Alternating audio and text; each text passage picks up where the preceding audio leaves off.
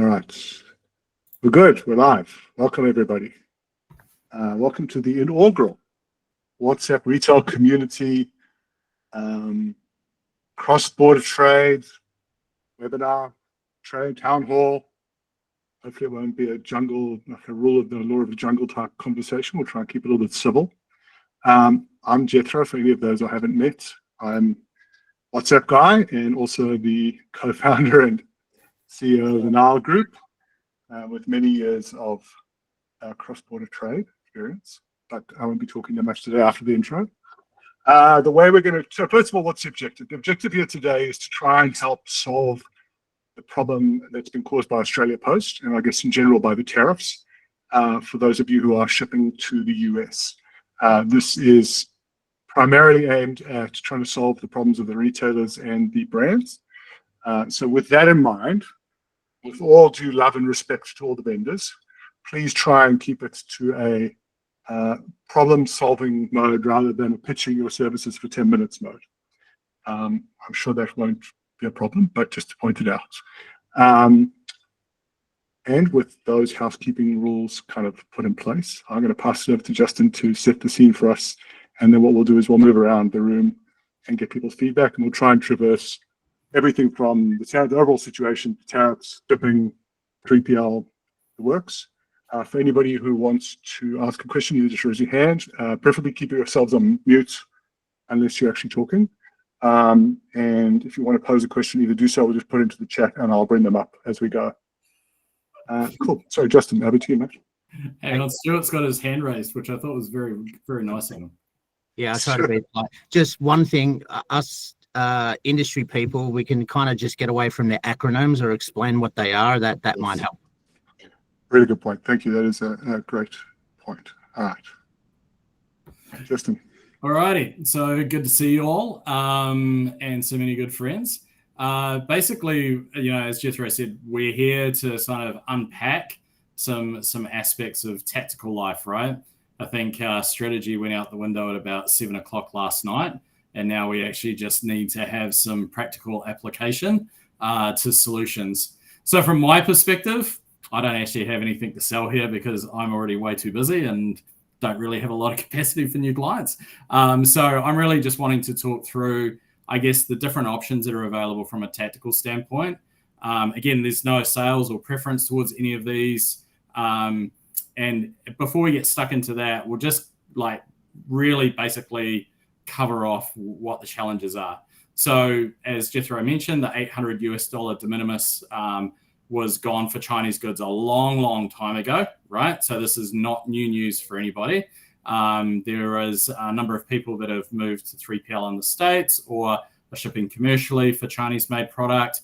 The real challenge became when we all sort of fell into the loophole, which that's what it was. It was a loophole. It wasn't like, hey, this is going to last forever. I think everyone was very clear about the fact that at any point that could get turned off for China and Hong Kong goods and Macau goods.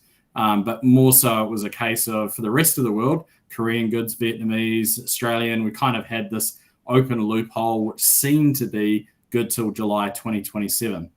So as all things Trump, that all got shut down about a month ago. Again, a month ago, we got notice that this was going to be a problem. And now Australia Post, who, and I'm not sure if there's anyone from Australia Post, I'm going to try and torpedo them in the call, is that there was a lot of communications about having a solution, and there had been a solution in place for the end of this week. Unfortunately, that's not transpired. There is a fix with Zonos collecting duties on behalf of Australia Post for the US government. I'm not sure about the exact details. I know a lot of people have already gone in and had a bit of a dig around. For me, it looks like an enormous opportunity to plug your Amex into a Zonos account and clock the points up, collecting tariffs and duties, but that's someone else's advice for a different time. But there is a solution in play. I think they were talking around September, so like mid-September-ish. But that date could move forward or back, not sure. So really, we're now in a position of what do we do between 12 p.m. on the 26th of August and whenever Australia Post have got their DDP solution in play, which looks reasonably like should flow all right. I'm quite confident that it'll get put together reasonably well. So what does that look like? And so I presume on the call we have a number of different sized retailers. So we've got a number of different sizes where people might be sending 10 parcels a day, which could be a bit of a punish, to 50, which is starting to get interesting, to 100 plus. And there's different like stages and things that be going on right now. Now, I'm not going to like set the bar and say this is it, because everyone coming up has got great ideas. And I think it's about data collection for y'all. You need to like just take in everything and then start to talk to people about what is best fit for your business. Because there are some solutions that are complex but can work well. And then there's really big solutions like moving to 3PL in the States, which has a lot of capital requirements to it. It's not as scary as people make it out to be, but there are definitely some back of house and capital requirements for inventory to the States. Tariffs up front, although there's some solutions around that. So for me, it's about step by step, what does that look like? And there's a great crew of vendors here. They're going to break it down for their different parts of the business. So Jethro, I think what I might do is just go for the 0 to 50 to start with and sort of talk through some tactical solutions for those guys. So it's 0 to 50 parcels a day. Really what you're looking to do is you're looking to partner with a platform that already has contracted rates with DDP providers. Now, there's a guy called Ron on the call. Justin, can I stop you for 1 second? Can we just quickly, can you just give a definition of DDP versus say DDU or really good point. Yeah, totally. Totally should have listened to Stuart before. So deliver duty paid. So no longer can you enter the US on a deliver duty unpaid basis. So, you know, how we've been pushing through everything under that $800, technically that was deliver duty unpaid. Gabby, hand up. We have a FedEx pre-book pickup today with a label created already for a DDU order. Should I cancel that? No, FedEx, everyone other than Australia Post, for the most part, is able to be like, and DAP is another term for it. DDU can be managed by FedEx. So you can, like FedEx, DHL Express, UPS have DDU, and I think some of the other partners on the call have a DDU product. So because that's going through a commercial channel with the ability to manage that, that's okay. We're talking about Australia Post's like solution right now. So, so where was I? Yeah, deliver duty paid versus deliver duty paid. So right now for the US, well, especially really from the 29th, you have to pay duty up front. And you have to remit it. So that can either be done via carriers, through platforms, or through different carrier mixes. And you're obviously collecting duties and taxes on the cart in some sense, or you're absorbing them and then paying the carriers for those duties and taxes. But there is no way of getting around paying duties and taxes and tariffs into the States. I know Morgan is on the call. I know Stuart will be able to talk to it as well in relation to the breakdown of tariffs and sales tax. And so there's a bit of like stuff to unpack there. But typically speaking, we're just talking about the tariffs and the impact of how we work through that.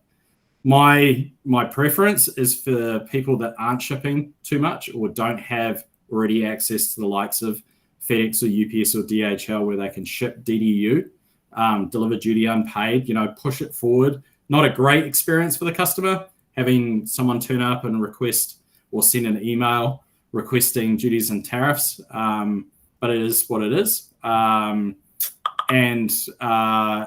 preference has always been DDU rolled up into the price because Americans don't like surprises on the checkout. But the main thing is like we're trying to find a carrier solution, and for anyone that's got smaller volumes, trying to work in with a carrier, because most of the commercial carriers will have some level of minimum pickup requirement as well. So we just got to take that into account. So my first protocol, I think some of you might have seen my LinkedIn post today, is really about reaching out to guys like Robert Ship It or the crew at Easy Ship or the who are the guys I'm not thinking of, Ready to Ship, In a Parcel, maybe, although I wasn't sure about Bundle. yeah, I'm not sure. There's a few different platforms that you're able to buy those services through those platforms, and so that really gets you around, I guess, a minimum pickup to a degree. I'm sure there's some sort of scenario. Thanks for confirming that, Gabby. So Sendel have put theirs on hold today as well. So yeah, from my perspective, it's just finding that tactical solution, and those platforms will allow you to very quickly continue to do business. Then, so is there any questions around that strategy? Because I'm about to talk about pricing strategy if you're using that model. So we're all sort of clear on that. Cool. I was going to quickly ask Justin, Yes, is Marie. there sort of strengths and weaknesses through the few that you sort of touched on in your LinkedIn? And I mean, not to try and push one company in business against the other, but, you know, there's obviously some key differences, I'd say, between your Interparcel and your ship stations and, you know, easy ship and all that. Yeah, no, really good question. And again, not to sell anyone in particular. Especially because Ron and Will are on the call, and but they're good mates. But I do like the FedEx, Seco, DHL, Ecom, and their own product combo that Shipit have, purely from like a plug and play perspective. But in saying that, there are platforms that have DHL Express plug and played. So the likes of Easy Ship. There's a couple of other American resellers that are coming into the market, but for this conversation specifically, I would probably look at Easy Ship, maybe Interparcel, and Shipit as being like my core picks. Just because we've seen them plug and play, they've got the carriers there, they've got some reasonably quickly onboarding tools that you can self-serve on. So all of those sort of things, I think, are leading me towards that decision.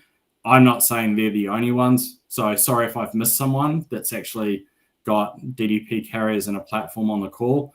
Just drop a note in the section, and we can kind of talk through that as you get to it. But the next part with choosing, so again, referring to the clients the retailers that are doing 0 to 50 parcels, is that we're going to need some level of pricing strategy around absorbing. When I say absorbing, it's going to be a little bit of absorbing for some people. But if you're in apparel, footwear, and related products that have high tariffs, you're going to need to put some sort of strategy in play around lifting your RRP, including tariffs. So what I'm talking about there, let's say you've got $100 unit level RRP. What we'd ideally like to do, what a few of our clients are doing at the moment, just as like a segue to get them into 3PL in the States, buying themselves time, is to lift. Sorry, you got $100 that would normally get, say, about a 48%, say 45% tariff rate for apparel. That's just a generic number. I'm not picking on anything particular. You would then have something on the cart that would be $145. And usually that $45 plus sales tax and a few other incidentals on top of that would result in probably about $150 item that you had on your product page for $100. General rule of thumb, and I'll lean on Stuart on this because they've done a chunk of work on what works well for US consumers, is that generally speaking, we see the best results when you attack pricing from a rolled up perspective from the product page. So product page, cart are the same amount, and there might be sales tax added as a small increase at the bottom of the main page. Again, I'll lean on Stuart on feedback on this, but typically that's the best approach. And one of the things that we need to do, which is super, super critical, and it's a gap that I see a lot, is that retailers will roll up the duty into it and go, good, I've got all my duty sorted. But then they don't back it back out again when they declare it to the carriers. So what happens is you end up paying duty on top of duty, and that's like suicide. Business, you just increased your duty bill, and you've probably crashed conversion a little bit if you've just applied the whole duty amount. So our recommendation is that if you're going with this DDP model, and there's a lot of complex things that we'll talk about later in the call for those that are doing larger volumes, but we would take that $100 product, shift it down to about 80, then apply the duty rate to get you to an increased RRP that is probably, when we do the modeling, it's about a 15 to 18% increase on your original RRP amount. And when you look at your GP levels, it shouldn't be too bad. Like, you are taking a hit for sure. But that is just bringing down that tariff and RRP to try and like balance your conversion a little bit. And then what we need to do is work with the providers like the ShipIts, like the Easy Ships, like the Zonoses and everybody else, to then ensure that when we declare the value to the carriers, we've removed out that duty calculation. So we're actually declaring $80, not $118, for example, in my example, of 100 to 118. Maria, gotcha. I'm always full of questions. That's good. What then stops you from being able to declare if you're going, say, that option and you're increasing the RRP on your website, because you've got the ability to then declare the original true RRP, what's stopping you from declaring a lower RRP to a courier, for example? If you get caught, you'll get blacklisted. Yeah. Like, I don't think, just to touch on this, because it like gets massively under the law, that massively gets underplayed, is that US CBP, which is customs, do not mess around. They are absolutely not mucking around. The DOJ's involved, Department of Justice. If you get caught, they come looking for you in Australia. There is like absolutely no messing around, and you will get blacklisted. So there's like, it's, if you can show, generally a rule of thumb is, if you can show that your cart and your PDP page and your cart both say, because this was the last bit I was getting to, is includes tariffs and duties, then you can legitimately pull the tariffs off and declare it to the carrier at the lower amount, as long as that amount plus the tariffs equal the Shopify transaction. That's the sense check, right? That all of that's just got to add up. And if that's the case, that reduces your exposure. That the one add-on for those small shippers, you've got to get brutal about charging freight. Like, you've got to get real close with no thresholds. So I got two very large $100+ million businesses that are just in the middle of just seeding all of their inventory into the States. Anything that's coming out of their AU warehouse now attracts a flat $25 fee for delivery. Like, no thresholds, no nothings, because they've done this exact exercise for anything that's going through from their Aussie warehouse. Justin, sorry to interrupt. That's an amazing, like, so many threads there to pull. I'm just going to pass it around so we get I've got to duck off anyway, so we'll come back to you if you're still around. Let's go Rob and Ron first, and then Stuart will go to you next. For those not in on the inside joke, the press usually get my name wrong, and they spell it with an N instead of a B. So I'm Ron Burgundy, apparently. Hi, everyone. I'm Rob from ShipIt. Will is next to me as well. We're so close we even share a camera. So I think, we've kind of been working on supporting more international freight for the last sort of 6 months or so. And one of our product managers leading the charge is Jono. He's on the call, and Bian, who's our international shipping expert. We also have been working hard at partnering with a number of carriers, as well as sort of the certified providers of third-party taxes, calculations, and collection. Also with the ADCO, etc. So I think what we've seen in this space, like, we've had 90 days on 90 days extensions to kind of figure out what to do here. And I think this really, if we think about what is of the essence right now, it's continuity and finding an alternative to post. So there is a raft of things around international considerations. I think what Justin said is super bang on. You just want to find a carrier that you can turn on today that can collect for the interim period of a couple of weeks. So price is really important. So, making sure that you've got, no minimum volumes to hit, a bunch of things like that, because it's all about continuity. And then it comes back to the collection of duties and taxes at checkout. So a very simple, lightweight connection with Zonos allows us to do that. But equally, you could do that with, and that doesn't attract the $2,500 fee that people may have been seeing, or US dollar fee. And I can kind of talk through that in a second as well. The Shopify and marketplace kind of dues and tax calculation is probably line ball in terms of fees and all that sort of stuff and accuracy. So you could potentially use that to collect and pass through. Jono, how accurate are the dues and that Shopify calculates? Yeah, they're pretty spot on. But also, if you use one of our providers, it's actually guaranteed. So if there is any issue, then they'll cover the difference at the border, as long as you're honestly declaring what the right product. Yeah.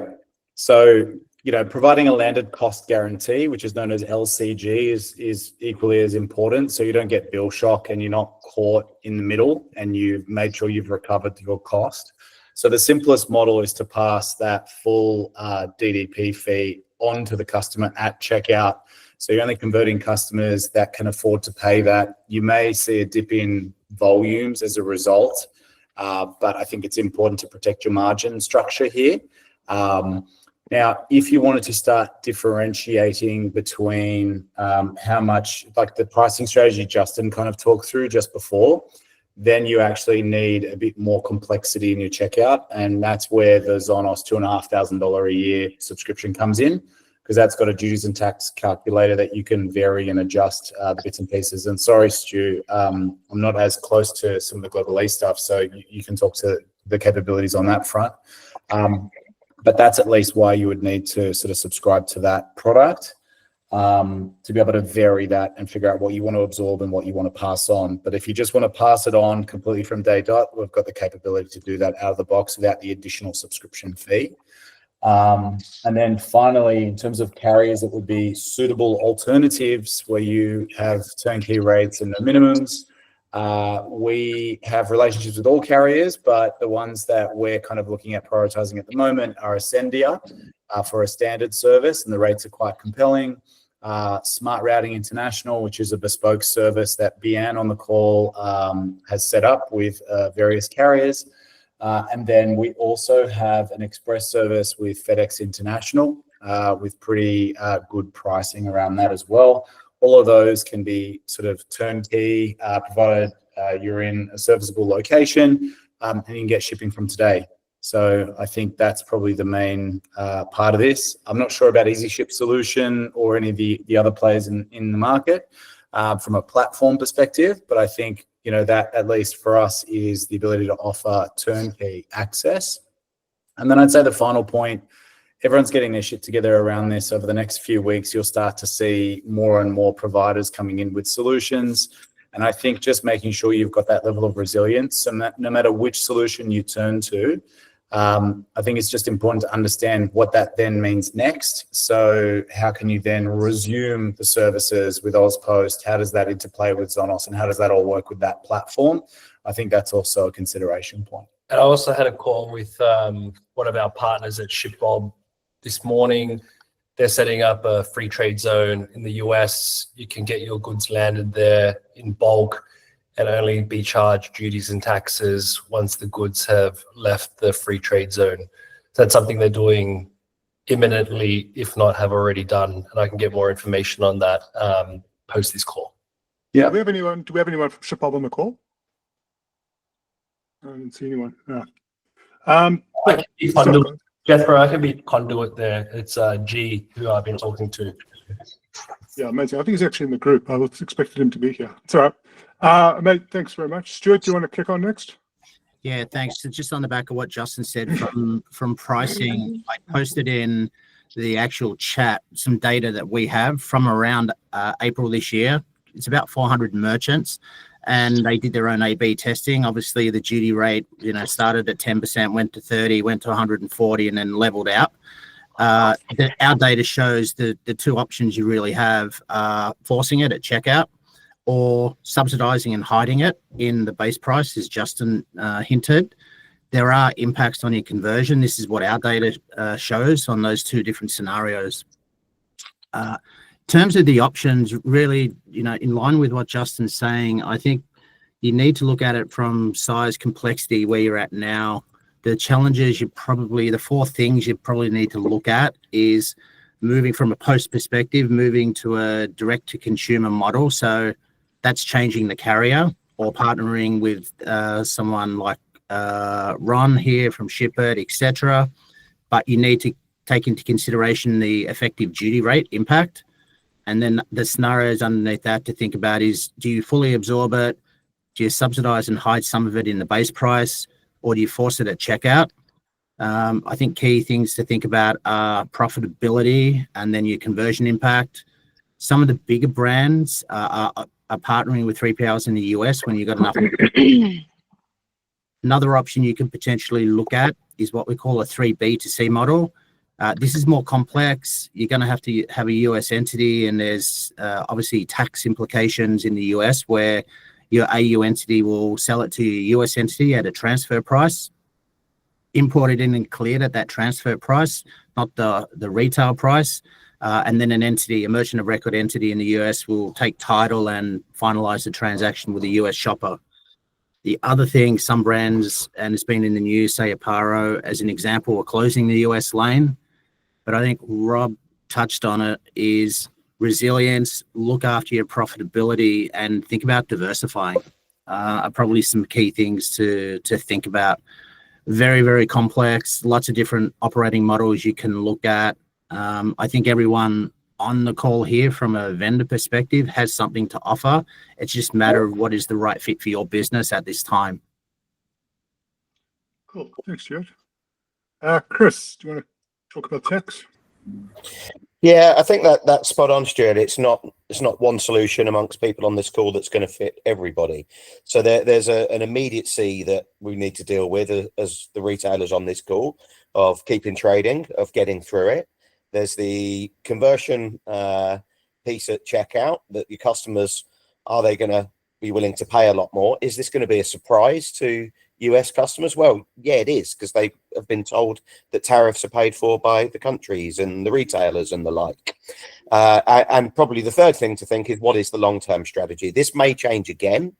Do you want to put all your stock into the US and then some decision is reversed? The benefits from having a 3PL are huge as well, because you are closer to your customer for sure. But what's really key here is getting through it and surviving and being in a position at peak where you can still keep trading. I've spoke with about 4 customers over the last 2 days who are going to stop America for the moment, are just going to pause, and they're going to put a note up on the site and says we're no longer dispatching to America. Now, they've been able to do that because the volume isn't particularly massive for them, and they'd rather not invest in the hassle of dealing with it. But that is another interim solution as well, as you just pause and focus on other markets. Our speciality at Avalara is absolutely been sales tax calculations. We also can do duties and tariffs at checkout. If you're an existing Avatax customer, you can turn on duties and taxes today with Avatax. It's just a setting. If you wanted to use our solution for duties and taxes and you're not a customer, it's a 6-week setup. So we're not your immediate solution either. The people on this call with the real knowledge are the likes of Ron, who deal with it from a shipping side and will provide you with those multiple solutions. But shipping DDP, collecting duties and taxes potentially from your customer, because not a lot of retailers can absorb all of this, and then maybe long-term looking at a free trade zone, looking at a 3PL if your volume's big enough. But it's just the chaos that he's caused, and I feel so sorry for you guys. My solution is so unimportant in compared to the drama that he has caused your retailers. So just sending big love from our side. Well, thanks, Chris. Andrew, do you want to talk about 3PLs in the US? Yeah, absolutely. I think Chris sort of touched on it. It's just a solution. It's not a knee-jerk solution. There's lots of things that you need to take into account. So things like inventory. Suddenly you're going to have inventory that you're going to invest in transit as well as over at the warehouse. You're paying tariffs up front. You've got the warehouse costs. You've got potential for sales tax nexus, which Chris and the team at Avatar can assist on that. Obviously, on the plus side, it's reduced tariffs. You've got the benefit of returns, an easier return solution, last mile delivery cost is lower, and you've got the kind of lower tariffs overall. So it's what we do with retailers is that we go out to market. We've screened a whole lot of 3PLs across the US for reliability, and we go out and we represent you and match you with the right 3PL. Before we even get to that stage, we need to talk about, is it right for your business and what are some of the implications, and we'll bring in the experts where it makes sense for things like tax and duties and nexus. Andrew, what's your company called? Warenous, Warenous. You want So to it's a free service for. put that into the WhatsApp? Just chuck it into the WhatsApp so that people can see it. We'll run through these questions. If anyone's got an answer, otherwise we'll put them to the WhatsApp group and somebody else can answer them. So the first one was, if sent us into the free trade zone, are duties paid on RRP or the cost price? Does anyone know?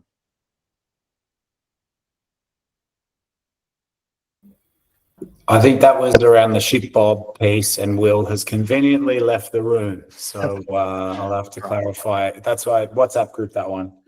Cool. Second one was, can anyone share how they're remitting the RRP without the duties when they're rolling up the pricing?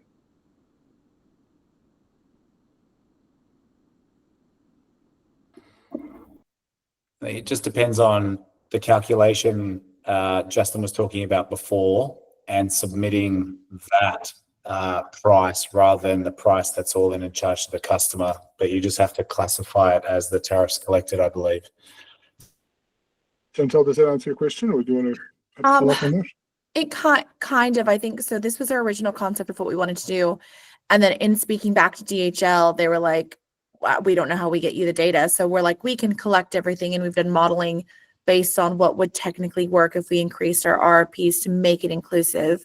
But then how we actually get that back to DHL so that they understand the price that is the RRP, that seems to be the gray area. And we've brought it to, we I guess in circles like this, there's been people who are like, that's definitely what you can do. And then I can't find anyone who is doing it that will give me the answers to how they're doing it, like from a technical perspective, I suppose.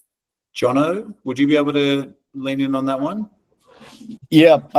So we've just recently updated our APIs to basically accept different price fields on a product level.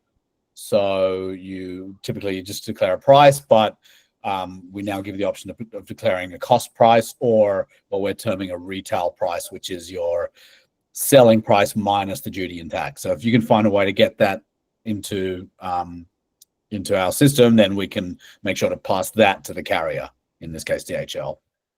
Okay. And John, where are you from? I'm so sorry. I'm from ShipIt. From ShipIt. Okay. Awesome. Thank you so much. Cool. Next one is anyone actively migrating HS codes from the global 6-digit to the 10-digit standard?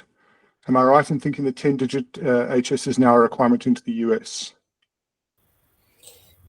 It is absolutely a requirement into the US, and your HS codes need to be accurate at the 10-digit level. Pretty definitive.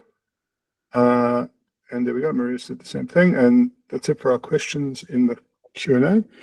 Does anybody else have any questions before we move to another speaker? All right. What other vendors have we got in here? Who else is in here that would like to have a chat about whatever they're doing? Kind of run out, surely. I'll say more generally, just while we're waiting. My thought here is, like, this is not unprecedented. I know it seems really bad, but I mean, COVID was pretty bad too. I don't know if you guys are old enough to remember all that, but it's, I remember I was supposed switching to a sea service into the US at one point, which was interesting when you try and convince customers to wait, months and end. So this is not the first time something like this has happened. I guess the dilemma here is it's happening so quickly. But the difference is, I feel like right now, like just listening to what's been discussed, the solutions are out there and they're real quick for the most part in terms of getting them switched on. It just requires a bit of upfront investment in time and the rooks of it. So I think that's a really positive. And I think, whenever I've had similar situations to this where we've had carriers to switch us off overnight. More times than I'd like it to have happened. And the reality is that whenever we switch over to the new carrier, whatever it is, I'm always genuinely pleasantly surprised at how much better it is than whoever I was with previously, which is not a disparagement on Australia Post in any way, shape, or form. I don't need those guys calling me up, screaming at me, but just the point you made, like often the thing that you haven't thought about, once it gets forced upon you, ultimately ends up becoming a much better outcome because it's better, more fit for purpose, or you just get generally better outcomes, or whatever it is. Or you might just get an alternative, and then when the other one comes back, you can at least have one or two. So, it's not.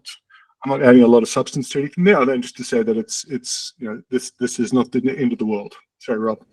I think that's such a good point, Jethro. And we were talking about it this morning as we were like, oh, how big is this going to be? What do we need to do? And we just kind of got the heebie-jeebies because it reminded us of what happened in COVID. I think the natural flow-on effect as well and what to expect. So as you find alternative solutions, there's going to be an inundation. So what we kind of saw through COVID, I remember a phone call when Ozpost stopped collecting, our system started allocating way more to the other tier 2 carriers. And I had one of the tier 2 carriers call me and say, you need to turn your API off. I've got no way to stop bookings coming in and we're almost about ruined because we've got too much to collect. So I think as that volume spreads, I'm not sure what AP's market share of international is today, but as that volume spreads to other carriers, there's more than likely going to be delays on some of those parcels. There's more than likely going to be pickup issues. So I think the other thing to let your customers know about, just so you're aligning their expectations up front, is to expect delays or to expect some disruption through the process, because better to tell them at time of purchase rather than after, or when they experience it themselves and have to ask about it. So I think it was a good point, Jethro. But yeah, expose yourself to more options and figure out how you can build more agility into the business model to not be too point dependent, I think is a really important thing. I'll also just build on a point you made there, Rob, which is I'm already seeing delays not on this end, but on that end. The US is already starting to get congested, and we're seeing shipments going through UPS. It's not 100% of the time; most of it's getting through, but I'm periodically seeing stuff taking 10 days. It should take 2 days, and it's customs. It's customs just sitting on them for days on time for whatever reason. They're just under-resourced, and they're just not clearing it. So I think your point is so valid. You've got to get good at setting expectations with the customer. Things are going to take longer for the time being because there's going to be congestion at this end, there's going to be congestion at that end, and there's going to be a lot of inconsistencies in between, which looks very similar to COVID. I don't know if you guys remember, but there was the same thing. It was like, it wasn't that everything was bad. It was just that there were enough times where it was bad that you couldn't promise that something would happen within a certain time frame. So getting on the front foot, setting those expectations, saying, listen, there's going to be some disruption in the meantime. We hope to get it to you by this date, but please bear with us for the time being while we work through this. Sorry, Gabby's come back with a question, which is, this feels like, is there a source of truth place we can see all the tariff duties and taxes for different products and origins? It seems not as simple as one standard percentage. Has anyone got a repository of this data or know where to find it? Gabby, that's why businesses like Avalara and Global E and Sonos and Warehouse exist, because I think that level of complexity and the shifts and changes. I don't know if anyone else has a perspective here. ChatGPT can and cannot be reliable as well. So there's something around that, but I'm sure over time it'll get better. Anyone else? I was going to say that at least on Sonos, I know you can go, there's a public page where you can put in a test quote with what the product is, what the product description is, and they'll give you the HS code and I believe calculate duty and tax as well. Patrick has just said that Avalara has a self-serve repository. Chris, do you want to talk about that? Yeah, we do. I'll share that on the chat group, so you can do that, and that's easy to do at a small level for a small number of items. If you wanted your entire catalog looked at, we can turn that around in 48 hours and return the 10-digit HS codes as well. Amazing. The one thing I think where Justin would have picked up, but he left early. The other thing is to think of this as a journey, because what we're discussing here is a very tactical solution to a very specific problem presented today. If the US is a core market for you, or is a core part of where you're going, it doesn't end there. Like, I think you've got to start thinking, if once you solve for this problem, if what you've got is still compelling enough despite all of the tariffs, and you keep growing your business, the next kind of evolutionary step is potentially 3PL or opening up your own operation and the like. And I think that element, you know, is you just got to, whilst you're kind of solving for where you are now, like that is essentially where you take it. And I think that's essentially what all these tariffs and everything else have been designed to do, is to essentially bring all that business onshore, and that's what they're intending to do. And it's rapid. So unless that changes, that's kind of where the path leads. And we've had this journey. We've done 3PLs, and now we've got our own facility and all the rest of it. And there are steps, kind of hoops that have to go through, and there is a high level of complexity, but you ultimately end up with a substantively better offering. And I think that if that is core to your business, then that's kind of where you've got to think about it. And so solve for today, that's fine, but then have a view as to where you're going to go and start thinking about what those iterative steps be, whether it's 3PL, the free trade zone, setting up your own facility, whatever it is, and just go from there. All right, cool. Here we go. We've got some Zonos person. Oh, cool. All right. Wasim, do you want to talk to the Zonos solution? Yeah, hi everyone. Yeah, so Wasim from Zonos here. So just to the question earlier from, I believe, Gabby, if I think I was right, just around the HS code classification. So to calculate a duty, you need an HS code, right? So to be able to do that, the easiest way for you, an Australia Post user, is to sign up for the Zonos verified account. You should have got communication this morning on how to do so. It'll take you less than, I would say, 2 to 3 minutes. And you will have access to our Zonos classified tool that will help you classify your items, and more importantly, get a quote on those items from within the dashboard. Cool, that's great. Can I just ask, if you don't mind, so just confirming, we've created the account, we've got everything set up, and we don't need to pay for, like, do any of the Shopify stuff. We can just use this as is. Honestly, Gabby, our preference is you guys continue business the way you're doing it, and we're just helping facilitate that AusPost movement. So we just want to help keep your entire functionality the same, entire process the same. Just use Zonos, the verified account, to help with the quote and a classify, and then when Australia Post is up and running again, you can continue business as usual. Thank you. Great. Does anybody else have any other questions for Zonos while we're on the point? No, we're all good. All right. Does anybody else have anything else they'd like to cover? No, we're good. All right. Well, guys, thank you all so much for participating. This was awesome. I hope that this was. Well, let me just talk about some follow-up actions. What we're going to do from here. So, sorry, Maria. Sorry. I was going to say, is there any sort of good connections, I suppose, in terms of, like, you know, US entity, something I've been ahhing if this stuff hadn't been, you know, the tariff shit hadn't been, you know, launched at the beginning of the year, I would have already done it. But, you know, some of those B2B to C or, you know, free trade zone options are more appealing for me. So is there any sort of good contacts around, you know, someone who deals with US and AU finance, tax, you know, someone who's versed on that side of things? So when it comes to managing, you know, transfer pricing and all that, Chris, I see you waving your hand. Yeah. I mean, maybe I can help there. And in terms of sourcing 3PLs, Andrew's posted his company. That might be another one. And then I think for the free trade and stuff, more on the finance side of things. Yeah. That's a good question. We don't have anyone. We don't have anyone in here, I think, that does that specific point, the transfer pricing. I think we've typically used the big four. But I'm not saying they're the best or the cheapest to use. I know we've had documents created by PwC in the past, just in order to be able to document what we're doing between the various entities. Chris? Can we put together a Google sheet of all contacts, what their specialities are? Yeah, you're on it. Of course You're getting ahead of me. I was about to say this. Excellent. So sorry, Maria, I don't think there's a specific answer on this call, but let's put that into the group and see if there is anybody floating around or someone who knows, because I think there will probably be someone. For the free trade zone, the ShipBob guys definitely were talking to that earlier on, and so I'd say if you just post in there looking for that, they'll reach out to you. And then as Chris has said, I think the next follow-up actions we'll get a Google sheet up in the next couple of hours, and then I would encourage all the vendors to drop your details in there. We'll then pin that into the group so that it's a repository for anybody who wants to follow up with anybody. And then we at least know who within the group is offering what. And you know, some of it will be covered here, some of it won't.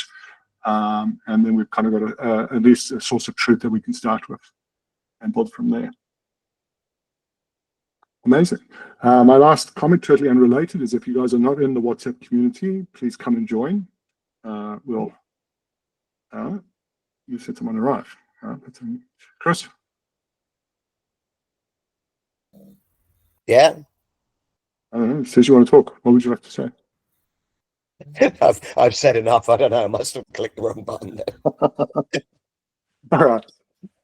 Yeah, amazing. Guys, thank you very much. Appreciate everyone participating. I'll get a recording of this up along with that Google Sheet, and we'll continue this on in the chat room.